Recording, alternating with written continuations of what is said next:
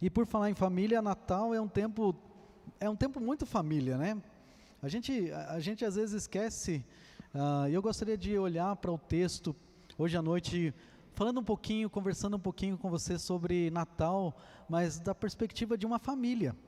Muitas vezes a gente olha para a história de Natal e a gente pensa José, Maria, às vezes a gente pega José específico ou Maria, e a gente vai ou para os pastores ou os reis que estão ali, os reis sábios.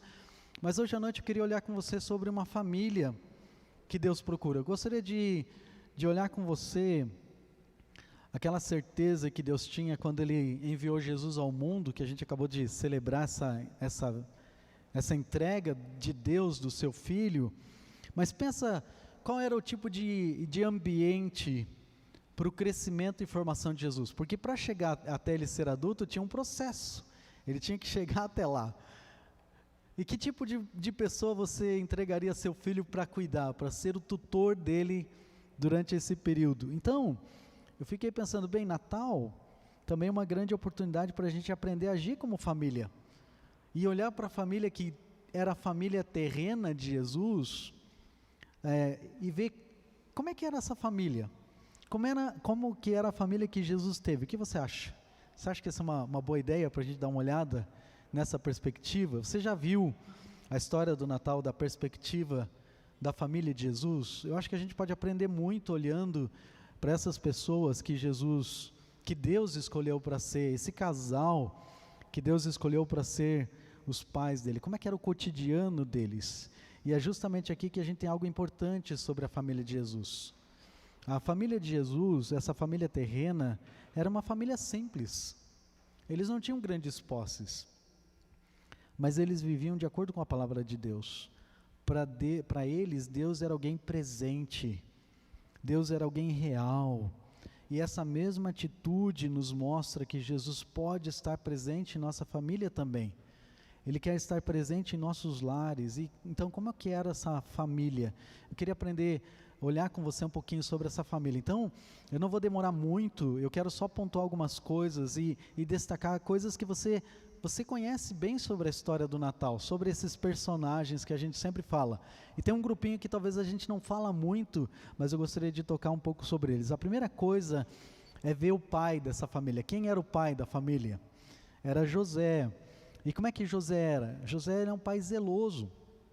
Eu acho que se tem uma característica que dá para a gente ver em José, algo que destaca nele é zelo.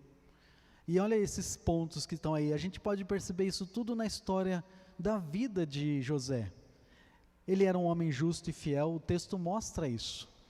Também, e até cita isso, ele era um homem espiritual. E aí eu já vou falar um pouquinho sobre cada um desses pontos. Ele era obediente a Deus, a gente percebe isso na história também. Ele era um homem trabalhador, a gente vê o reflexo disso na própria vida de Jesus. Eu queria colocar trabalhador, mas também sábio, um homem prudente dentro dessa palavra, e especialmente um zelo pela espiritualidade da família. É tão interessante para olhar esses detalhes aqui e da história do Natal. Começa com a parte de justo e fiel. Lembra como é que isso a gente... Não vai para frente, vamos ficar aí nessas telas. Pode voltar. Eu já coloquei os pontos, geralmente a gente vai ponto por ponto, né? Eu já coloquei para ajudar você a ficar bem fácil de perceber. Quero falar com você sobre essa parte de justo e fiel. Como é que a gente vê isso na história do Natal, na história da vinda de Jesus? Quando José sabe que Maria está grávida, e ele não sabe ainda que é do Espírito Santo, ele pensa, puxa, pense no lado dele, no aspecto dele, como um homem que tinha sua noiva, e num período em que ser noivo é praticamente um casamento, já era casar. Dentro da cultura, do período, da mentalidade, eles já eram marido e mulher, embora ainda não teve aquela conclusão da união deles, física. E aí ele vem a saber que ela está grávida, pense o choque que ele teve. O amor que ele tinha por Maria e também talvez a vergonha, a decepção, puxa, aí agora eu passei por uma traição. Mas olha que interessante a atitude dele, ele não pensa pela lei, Maria deveria ser apedrejada. Mas o que ele faz? Ele conclui que a melhor coisa que ele tem que fazer, veja o amor dele, o cuidado com Maria, o que ele faz? Eu vou embora. Porque daí ele ia ser o sem vergonha, o malandro da história. E Maria ia ficar como alguém que não teve culpa. Mas ele faz tudo isso, diante do coração, Deus olha para isso e vê a justiça e a fidelidade dele. E Deus então intervém através do anjo, dizendo para ele o que estava acontecendo num sonho, e aí, agindo dessa maneira, José demonstra essa justiça, essa fidelidade em toda a história do Natal. Você pode ver isso depois, Mateus 1,18, e contando aquele relato do início da vinda de Jesus. Mas outra característica é essa espiritualidade de José. Olha que interessante, como é que a gente vê? Talvez espiritual pareça uma coisa muito abrangente, mas eu acredito que dá para a gente perceber a espiritualidade de José na maneira honrada que ele trata Maria, porque quando ele se une com ela, então ele vai lá e faz o que o anjo fala, ele assume Maria como sua esposa, só que tem uma coisa que José não faz, ele não tem relações com Maria. E é tão interessante isso, porque demonstra até o nascimento da criança. O que está querendo mostrar? Está querendo mostrar que José, ele colocava os valores espirituais à frente dos seus desejos naturais. O desejo dele era ter o casamento completo com aquela pessoa que ele amava, mas porque ele sabia que aquilo que ela estava gerando era um ente de Deus, era um filho de Deus, ele se abstém do seu desejo natural por causa dos valores dele, os valores espirituais. Você percebe aqui como José é um homem espiritual? Ele aceita o privilégio de ser o pai adotivo do Salvador, ao reconhecer que o pai era o Abba, o Adonai, o Senhor Deus, e ele demonstra isso pela maneira como ele trata toda a gravidez de Maria, todo o período em que ela está grávida. Outro aspecto aqui da obediência de José, você vê isso muito quando os anjos, José ele recebe 4 mensagens dos anjos, orientações que ele recebe na história do Natal, e é bem interessante que 3 dessas mensagens é para ele se deslocar, para ele sair das regiões onde ele estava, especialmente porque ele precisava sair de lá, e ainda ele não tinha todos os detalhes, mas sabia que corria risco, não só ele e a esposa, mas a criança também. E o que ele faz? O texto é bem interessante, que ele diz imediatamente. José ouviu o que o anjo falava e ele já colocava em prática. José age imediatamente em todos os casos. Ele leva primeiro o menino para o Egito, depois ele volta para Israel, e foi essa atitude, é tão interessante para pensar que é justamente por causa disso que José conseguiu proteger a criança contra o massacre que Herodes promoveu naquele tempo. Então a atitude muitas vezes de obediência traz segurança, traz proteção para a sua família, quando você coloca em prática aquilo que você entende que Deus está pedindo de você. Trabalhador é uma outra característica muito interessante. Eu queria colocar a palavra previdente, eu queria colocar a palavra sábio, porque você vê isso no reflexo da história. A gente sabe que José ele era carpinteiro. Eu sempre tenho uma coisa engraçada, porque todo filme de Páscoa sempre aparece Jesus fazendo uma mesa. Ele faz uma mesa, faz um móvel, e nada contra. Só que Jesus ele era um carpinteiro, ele não era marceneiro. Você entende a diferença das duas coisas? Ele era um homem que construía casas. O meu sogro, ele já é falecido, pai da Célia, o seu Jairo, o seu Joel, ele trabalhava também não só, trabalhava com pedras também, ele quebrava pedras. E uma das coisas, trabalhava numa pedreira, um serviço extremamente desgastante, extremamente pesado, dia após dia, fazendo aquele serviço. E é interessante que a profissão dele também era chamada carpinteiro. Então é possível que José, ele trabalhava com ambos os materiais. Ele trabalhava tanto com madeira, fazendo casas, e também com pedra, e isso exigia um trabalho físico árduo. Embora José e Maria eram descendentes do rei Davi, eles não tinham a riqueza do rei Davi, eles eram pessoas simples. Então era um trabalho muito árduo. E o que é interessante é onde que a gente vê esse trabalho de José, é porque ele treina quem para assumir o mesmo ofício? Jesus.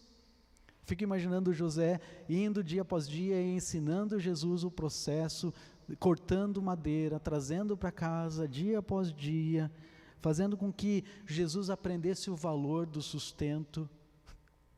Interessante isso, né? aprendendo coisas da vida dos homens, o Criador aprendendo como criar. E isso é tão forte que Jesus passa a ser chamado de carpinteiro também. Ele algumas vezes é chamado filho do carpinteiro, mas em outros lugares, Marcos 6,3, ele é chamado de o carpinteiro. Tem até um livro pequenininho da editora Betânia, se você nunca viu ele, vale muito a pena você ler. Ele é chamado Mais que um Carpinteiro. Esse livro eu já dei para algumas pessoas que estavam na faculdade, porque ele é uma argumentação para mostrar que Jesus é muito mais do que um carpinteiro.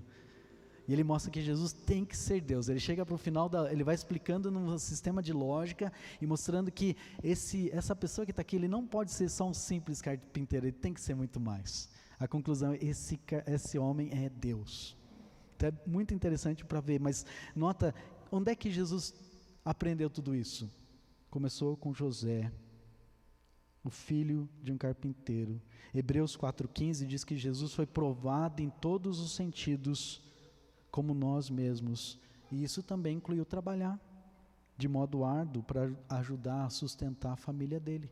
José, ele se preocupou com isso, com esse aspecto da vida do seu filho, do seu lar, e por último aqui zelava pela espiritualidade da família. É tão interessante que essa é uma das últimas cenas que José aparece no texto, e a cena que está acontecendo lá em Lucas 2, 41 a 50, eles vão para o templo para adorar. De acordo com a lei, e é bem interessante, Deuteronômio 16, Deus ele colocou uma regra, era para todo homem ir para Jerusalém participar da festa, e entre as festas que tinham, a festa da Páscoa era uma delas. Mas é tão interessante que José ele não subia sozinho para essa festividade.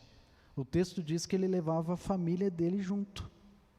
José tinha o costume de subir anualmente para Jerusalém para adorar a Deus.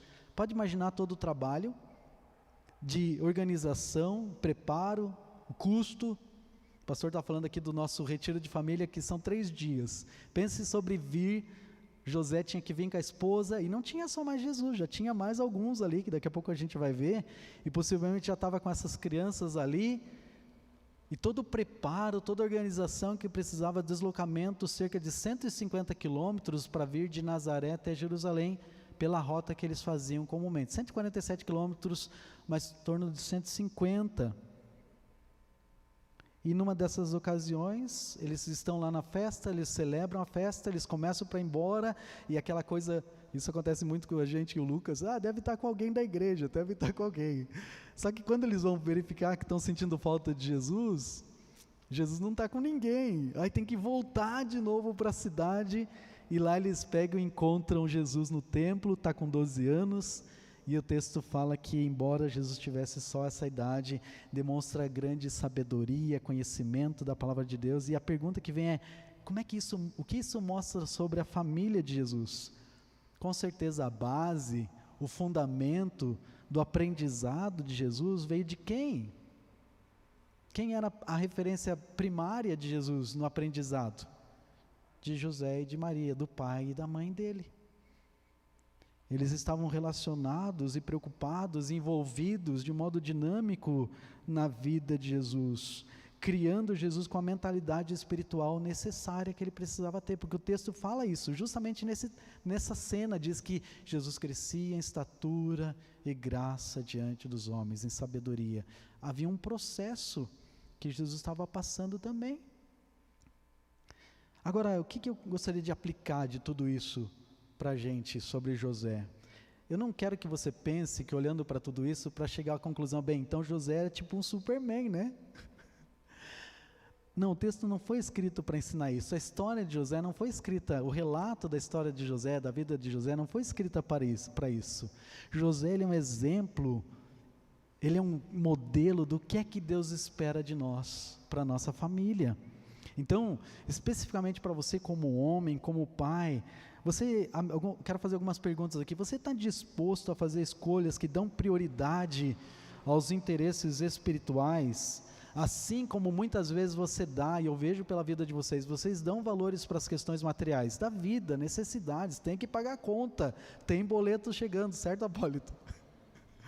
E aí tem uma vidinha ali junto que tem necessidades e dinâmicas. E é uma preocupação, mas a gente tem o mesmo peso para as questões espirituais também? Ou será que a gente tende para ter um desequilíbrio? José ele nos ensina a importância de ter esse equilíbrio. Quais têm sido as coisas que você mais valoriza desse ano que passou de 2020, 2021? Quais são as coisas que você tem mais valorizado nesses tempos? Você está disposto a acatar a voz de Deus prontamente, naquilo que Deus mostra para você, de obedecer, sem ficar discutindo com Deus infinitamente e dizendo, não Senhor, o Senhor falou, eu vou fazer. Demonstrando submissão verdadeira a Deus, ensinando seus filhos a ter vidas significativas no seu relacionamento com Deus e com os outros. Eu gostaria de fazer um apelo para nós, homens. Eu coloco eu junto com você, tá bom? Estamos juntos na luta. Fica firme, não desanima. Mas o meu apelo, olhando para a vida de José nessa semana e pensando nessa mensagem, pensando sobre essa família que Deus procura, eu gostaria de fazer um desafio para você nesse Natal. Faz desse Natal um marco no seu lar. Fala para Deus que você está disposto a ser como José, para sua esposa e para seus filhos, porque é homens assim que Deus procura. Começa a família que Deus procura, começa comigo, começa com você. É justamente nas nossas dificuldades, nas nossas áreas de debilidades, onde nós precisamos trabalhar. E olha quantas áreas de José, que eu vejo José tão atual, porque as mesmas áreas que nós lutamos. E José com certeza ele fez escolhas, irmãos. Não eram coisas que eram naturais e simples para fazer, ele escolheu fazer essas coisas. E nós podemos fazer a mesma coisa também. Próxima personagem aqui da família, você já sabe quem é, né? Maria. Eu acho que não tem melhor adjetivo para falar sobre Maria do que uma mãe dedicada. Concorda comigo ou não? Quando eu penso sobre Maria e tantos adjetivos que podia dar, eu olho para dedicada e eu acho que é a melhor maneira de tentar resumir tudo o que ela foi. E olha as características de Maria. Dá para lembrar bem, né? Também a espiritualidade estava lá, tem que estar lá, porque era uma coisa que eu acredito que Deus estava olhando no coração dela.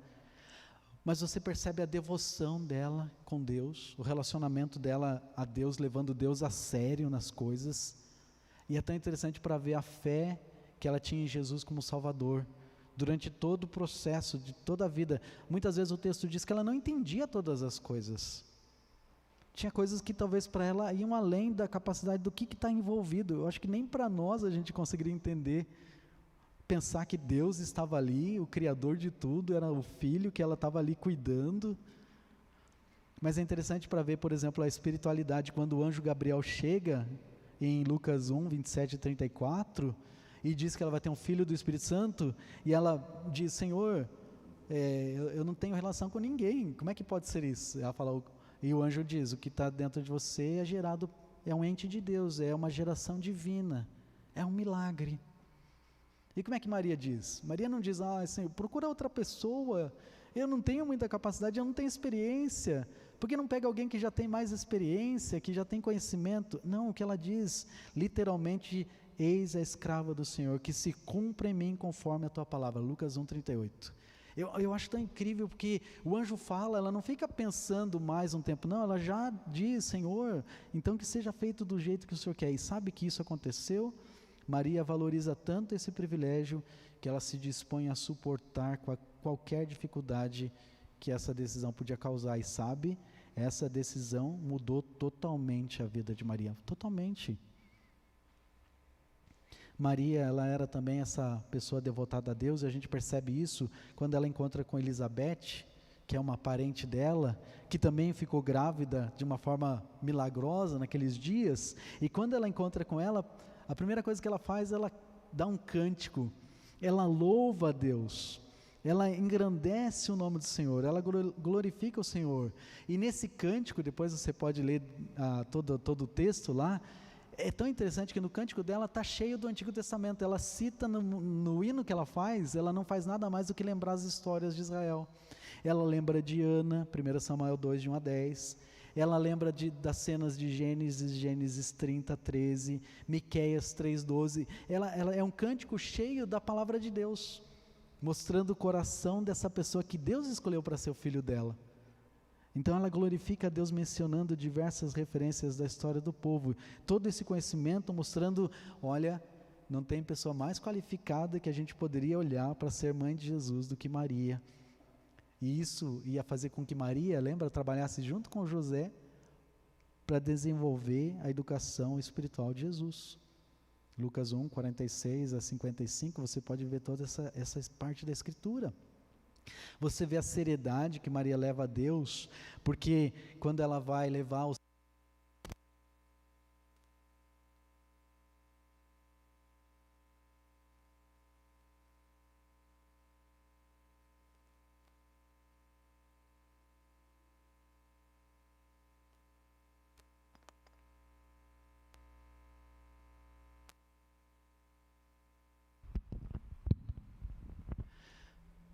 Você vê que ela leva a Deus a sério, porque quando ela vai fazer o sacrifício dela, e esse é um ponto bem interessante para ver a pobreza que eles tinham, porque a lei ela pedia que levasse um cordeiro e uma pomba, mas havia uma provisão dentro da lei para pessoas pobres, para levar 2 pombas ou 2 rolas, 2 rolinhas, ou seja, animais que podiam ser pegos no campo. Ele poderia armar uma arapuca e pegar esses animais, nem precisava necessariamente comprar, ainda que fosse um preço tão barato para pedir para qualquer menino pegar, qualquer moleque pegar, armar uma forma de pegar aqueles e trazer para o sacrifício. E é esse tipo de sacrifício que eles levam para o templo. Só que quando Maria chega lá no templo, tem um homem que está lá, um ancião, e é tão interessante que esse homem chamado Simeão, ele diz para ela o seguinte, ele diz assim, olha, uma longa espada transpassará a tua própria alma. Lucas 2, de 25 a 35. Isso se refere a como que Maria ia se sentir quando visse seu filho sendo rejeitado e sendo pregado na cruz. Ao passo que Jesus, ele crescia, Maria ia guardando essas coisas no seu coração, na sua mente, tirando conclusões sobre isso. Lucas 2, 19, versículo 51 também. Maria, ela levou muito a sério o privilégio de ser a mãe humana de Jesus. Nunca foi para Maria uma brincadeira, um passatempo, era algo importante, era algo muito relevante, a missão que ela assumiu para fazer. Em nenhum momento ela ficou levando isso como coisa de pouco valor. Então você vê a seriedade de Maria, mas eu acho tão interessante para ver a fé de Maria em Jesus como seu Salvador. E você vê isso no processo. Maria, a fé dela não diminui quando o filho dela morre. É tão interessante para ver, enquanto tantos estavam lá fugindo, né, seus próprios discípulos e várias pessoas, onde é que Maria está? Ela está lá, ela está presente na cena da crucificação. A mãe está olhando o filho, ao ponto que Cristo tem que falar para João, o seu discípulo, olha, cuida dela.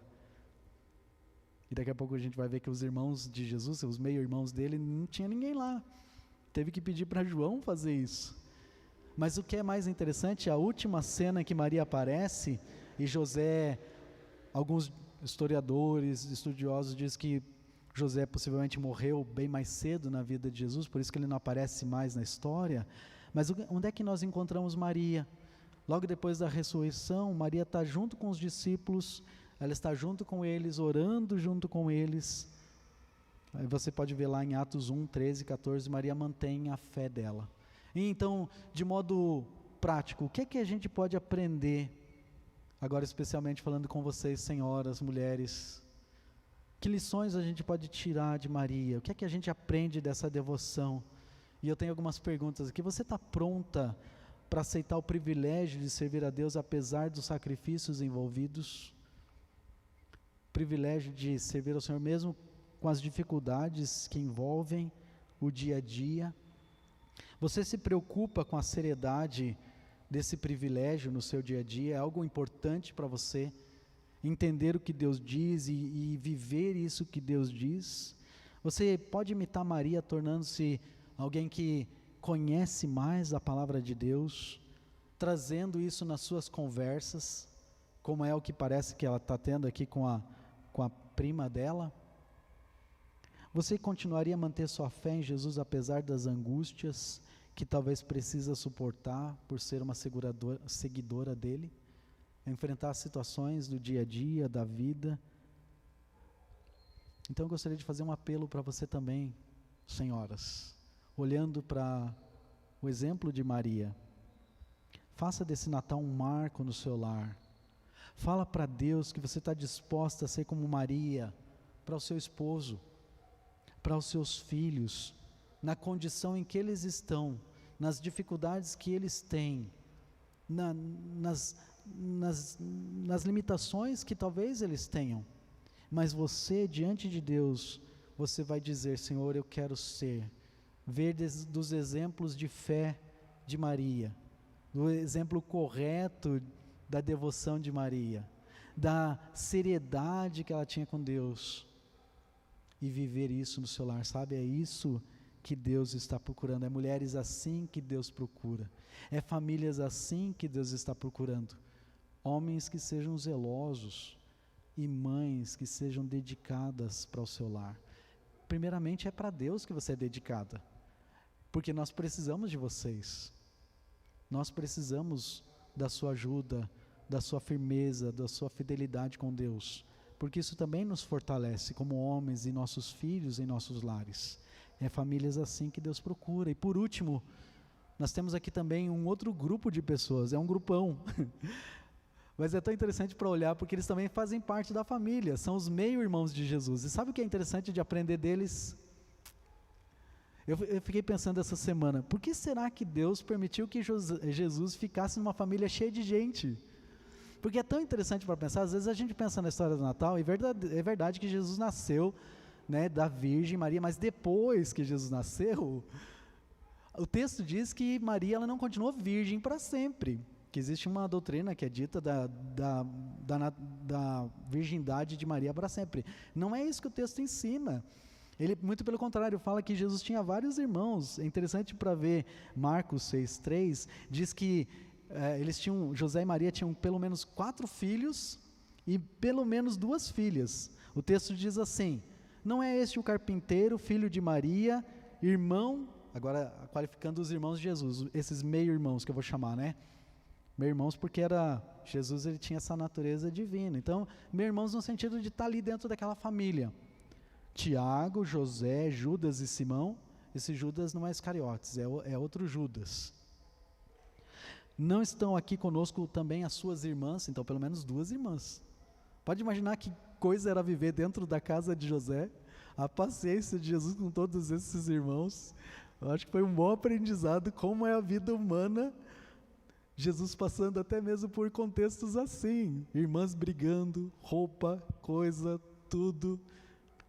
Os irmãos mais novos brabos porque eles herdavam as roupas de Jesus, né? E o último não comprava roupa porque demorava para usar. Aquele dia a dia, e o que é interessante que o texto parece indicar, que a história, o relato que vai desdobrando, é que esses irmãos só passaram a ter fé nele depois da ressurreição e morte de Jesus. Não foi antes que eles olhavam para ele falando: olha, eu acho que ele é Deus mesmo. Até tinha um espírito muitas vezes de desrespeito. Eles falaram, por exemplo, em Marcos 3,21, que talvez ele tenha perdido o juízo. Nosso irmão é meio malucado mesmo, ele fica falando que ele é Deus, que ele é o Messias. Talvez um bom cenário é tipo os irmãos de José. Tinha aquela rivalidade, você sempre quer ser o bonzinho, né? Você sempre quer ser certinho. Foi Jesus, Maria e José diziam: não, Jesus não faz isso. Você sempre protege ele nunca faz nada errado. E ele não fazia mesmo, né? Mas eu tenho certeza que Jesus tinha muita criatividade para fazer muita coisa que foi muito interessante na história. Como irmãos. Mas o que eu quero mostrar para você nessa cena, por que eu estou contando isso? Depois da ressurreição de Jesus, parece que houve uma mudança com seus irmãos. Eles passaram para ter fé nele. E tem esse versículo que eu quero ler com você, porque quando eu li, eu já tinha lido tantas vezes, mas dentro desse contexto de pensando na família de Jesus, eu achei tão incrível de ver esse versículo com esses olhos. Olha comigo Atos capítulo 1. Atos capítulo 1, se você pode abrir a sua Bíblia, senão eu vou ler aqui na atualizada para você, até para o pessoal não ter que sofrer lá em cima, ficar trocando tela, e a gente ir bem rápido. Olha que interessante esses versículos. Atos 1, vou começar no versículo 12. Então voltaram para Jerusalém, do monte chamado Olival, que dista daquela cidade tanto como a jornada de um sábado. Quando ali entraram, subiram para o cenáculo onde se reuniram Pedro, João, Tiago, André, Felipe, Tomé, Bartolomeu, Mateus, Tiago, filho de Alfeu, Simão Zelote e Judas, filho de Tiago. Beleza, tá os discípulos, está todo mundo lá, né? Versículo 14. Todos estes perseveravam unânimes em oração com as mulheres, com Maria, mãe de Jesus, e com os irmãos dele. Eu acho tão interessante para ver a prova que mudanças podem acontecer dentro da sua família, irmãos. Nós encontramos esses irmãos reunidos em Jerusalém antes do Pentecostes, antes do começo da igreja, e eles estão orando fervorosamente junto com os apóstolos. Aconteceu alguma coisa naquela ressurreição de Jesus que levou eles a mudar de atitude. Eles viram e creram a ponto de se tornarem também discípulos dele. E é tão incrível que a gente tem 2 livros escritos no Novo Testamento por esses 2 meio-irmãos. Sabe quais são? Consegue lembrar? Tiago e Judas. E é tão interessante que eles começam essas cartas se colocando como servos de Jesus Cristo. Eles nunca usaram qualquer meio para se colocarem como algo de mais valor por serem meio-irmãos de Jesus, intocáveis, de alguma forma. Não, eles se colocam como servos. E é incrível para ver Tiago, ele desempenha um papel notável na igreja de Jerusalém. É possível que Tiago foi um dos pastores da igreja de Jerusalém. E Judas também, quando ele escreve a carta dele, Judas escreve para incentivar os irmãos a ficarem firmes, lutando, mantendo a fé deles. É tão interessante para ver esse vínculo familiar que eles não utilizam para convencer os cristãos, e a lição de humildade e submissão que eles fazem ao Senhor. Qual é a lição que a gente pode aprender aqui? Jesus, ele tinha familiares descrentes também. Pode imaginar isso? Você já parou para pensar nisso? Eu nunca tinha pensado. Que Jesus tinha familiares dentro da casa dele, pessoas que estavam na mesma situação que muitas vezes nós estamos. Nossos irmãos, nossas irmãs, nossos familiares. É tão interessante para pensar que José e Maria, ainda sendo tão espirituais, tão dedicados a Deus, ainda tinham filhos que não tinham a mesma fé em Deus que eles tinham. Pode imaginar isso? E sabe o que a gente pode aprender aqui? Você não está sozinho. Jesus, você pode ter certeza que Jesus entende perfeitamente como você se sente. Quando você tem familiares que têm dificuldades para entender, às vezes talvez desprezam, às vezes não valorizam a fé que você tem. Sabe o que você pode fazer? E agora um convite para todos nós. Faça desse Natal um marco no seu lar. Fale para Deus que você está disposto a ser como Jesus foi para os seus irmãos. Ser como Jesus foi para as suas irmãs. Sabe por quê? Porque é filhos assim que Deus está procurando. É filhos assim, que você possa ser luz para essa sua família, onde Deus colocar você nas festividades de Natal, junto com a sua família, naquele momento de celebração, seja você aquele instrumento de Deus para ajudar eles a poder ver Jesus em você. Você não sabe o que pode acontecer. Deus pode fazer grandes coisas, talvez até levar um desses seus familiares a ser até um líder na história da nossa igreja. Natal significa que Jesus quer fazer parte da sua família. Talvez você está aqui hoje e Jesus ainda não é parte da sua família. Está vendo aqui a família de Jesus, que nós estamos falando sobre Natal, a família dele, estamos falando sobre a nossa família, mas talvez você diga, Rodrigo, no meu lar, eu ainda não tenho Jesus como parte dela. Então, por que não faz esse convite? Por que não convida ele para ser parte da sua família também? Como qualquer família, o lar de Jesus, eu quero que você perceba, a família de Jesus também tinha dificuldades. Não era só maravilhas e alegrias, eram de lutas diárias, tinha obrigações, tinha dificuldades de convivência.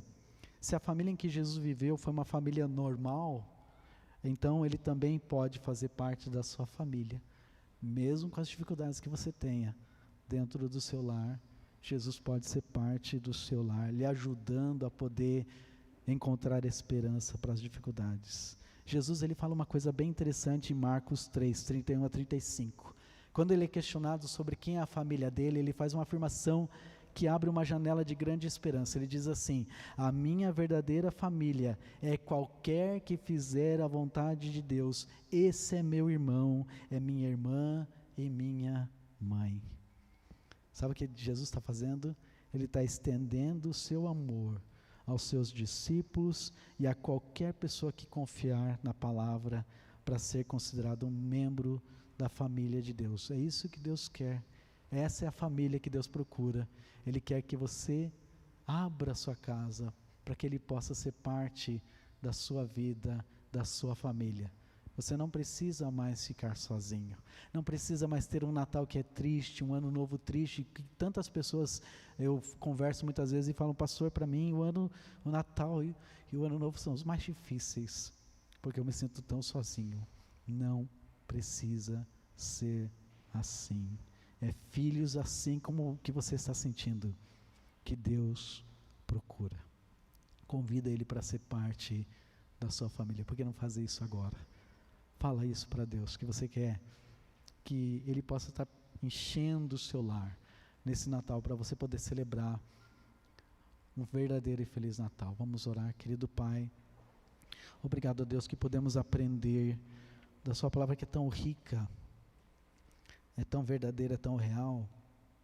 O Senhor conhece os nossos desafios, nossas dificuldades, tanto nos papéis que nós desempenhamos como marido, como pai, também, ó Deus, como esposa, como mãe, e até mesmo como irmãos e filhos, nas dificuldades do nosso dia a dia. O Senhor conhece nossas lutas. Obrigado, Deus, pelas cenas que o Senhor coloca na sua palavra, que são tão ricas, e tudo isso para nos ajudar a poder saber que o Senhor nos entende e o Senhor nos ajuda. Obrigado, Deus, por saber que o Senhor está nos procurando para ser parte do nosso lar, da nossa família. Não nos deixa, Deus, deixar o Senhor de fora do nosso relacionamento com o Senhor. Obrigado, Deus, pela sua palavra. Nos abençoe e nos ajuda. O Senhor conhece as dificuldades, as necessidades das orações dos seus filhos nesse momento, na sua presença. O Senhor sabe, ó Deus, quais são os seus anseios, e eu peço, ó Deus, que o Senhor possa responder a cada um de acordo com a sua palavra, para que eles possam encontrar no Senhor, ó Deus, toda a fonte de sabedoria e entendimento para essas decisões. Mas tudo começa com um convite de que o Senhor esteja presente na família de cada um deles, assim como o Senhor foi presente na família de José, na família de Maria, na família de Jesus, nesse mundo, enquanto Ele estava aqui, na vida dos seus irmãos e irmãs. Obrigado, Deus, mais uma vez pela Tua palavra. E é por isso que eu oro agradecido em nome de Jesus. Amém. Nós vamos cantar.